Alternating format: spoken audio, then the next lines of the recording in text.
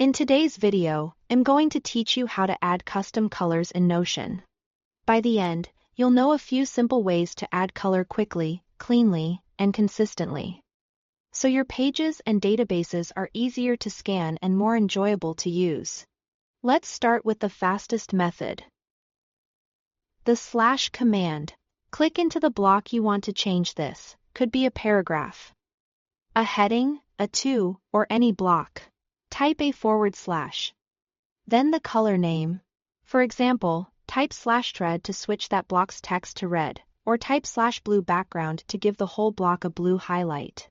Notion will show you suggestions as you type, so you can confirm the exact color or background variation you want. If you change your mind, use undo or simply run another / command to replace it. This method is perfect when you are moving quickly and want a consistent look without hunting through menus. Next, let's look at the block menu, which gives you a visual way to pick from the preset palette. Hover to the left of any block, and click the 6-dot handle. From the menu, choose Color. Then pick a text color or a background color from the list. You'll see the change immediately, and you can switch colors as often as you like. If you want to go back to the default style, choose Default or No Color, depending on what you set.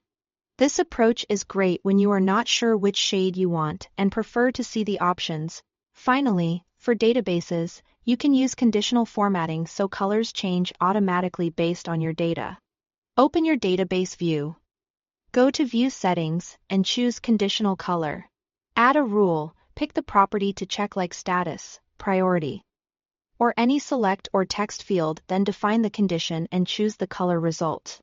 For example, you might make rows with status set to done appear green or highlight high priority rows in red.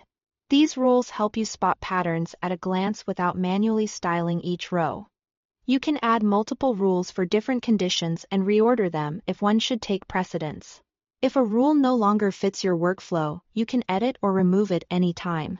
A quick tip as you work: stick to a small set of colors for clarity. Using the preset palette ensures your pages look consistent across devices and themes. And remember, you can always revert to the default style if something feels too loud. Thanks for watching.